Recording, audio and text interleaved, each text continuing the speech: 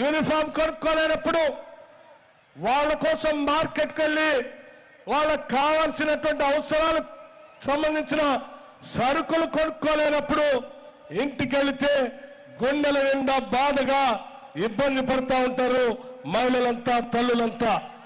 जब बच्चे बड़े होते हैं और आपने उनको पढ़ाया लिखाया, किसी भी तरह से मेहनत कर करके पैसे जोड़ के उनकी फीस भरी, उनके लिए प्राइवेट में ट्यूशन दिलवाया, और वो बच्चे पेपर देते हैं भर्ती के लिए या जॉब के लिए जॉब को ढूंढने जाते हैं और पेपर लीक होता है, पेपर में भ्रष्टाचार होता है, या फिर उनको रोजगार इसलिए नहीं मिलता कि बड़े बड़े नेता अपने बच्चों को, अपने मित्रों को रोजगार दिलवाने में व्यस्त हैं और आपके बारे में सोच नहीं रहे हैं, तो दिल पे चोट लगती है।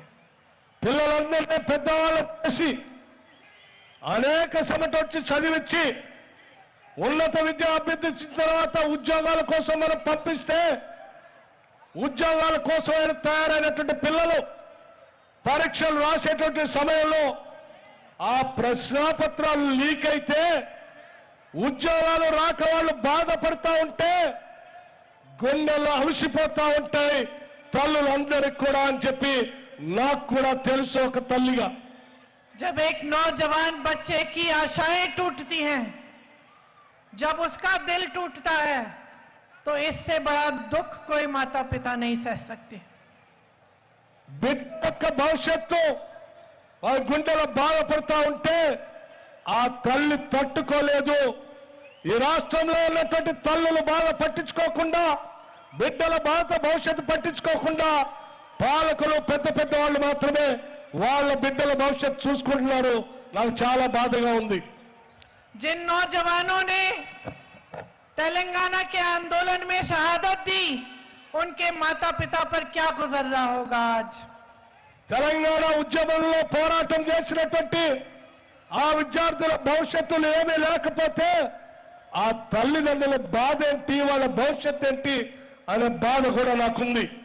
ये देख कर कि तेलंगाना में आज 10 साल बाद लाखों नौजवान रोजगार हैं, बेरोजगार हैं। ఈ రాష్ట్రంలో ఎంతో పోరాటం చేసి తెచ్చుకున్న తెలంగాణ రాష్ట్రంలో 10 సంవత్సరాలుగా కొన్ని లక్షల మంది విద్యార్థులు, నిరుద్యోగ యువతి యువకులు ఉద్యోగాలు లేకుండా బాధపడుతూ ఉన్నారు। उनके बच्चों ने जान दी ताकि आपका सपना साकार हो, ताकि आपके लिए रोजगार बने, ताकि तेलंगाना का नौजवान अपने पैरों पे खड़े होकर अपना भविष्य अपने हाथों में ले पाए। ఆ తల్లులంతా కూడా బాధపడుతూ ఆలోచన చేస్తా ఉన్నారు।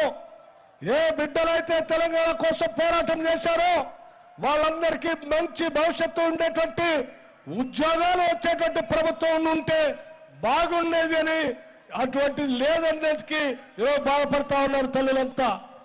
यहाँ हजारों नौजवान हैं खड़े, ఇక్కడ ఎదురుగా కొన్ని వేల మంది నిరుద్యోగ యువతి యువకులు ఉన్నారు।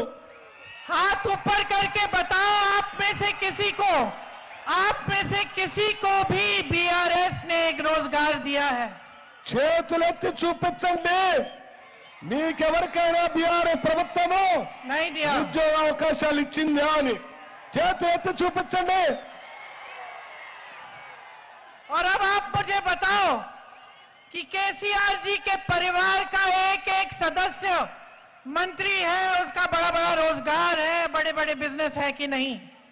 మరి ఇప్పుడు చెప్పండి, మీరందరూ పోరాటం చేసి తెచ్చుకున్న తెలంగాణ రాష్ట్రంలో మరి కేసీఆర్ ఇంట్లో ఉన్నటువంటి కుటుంబ సభ్యులందరూ కూడా మంత్రులయ్యారు, పెద్ద పెద్ద వ్యాపారస్తులయ్యారు, ఈ రాష్ట్ర సంపదలో వాళ్లే ఏడుతా ఉన్నారు। ఇది వాస్తవా కాదని అడుగుతున్నాను।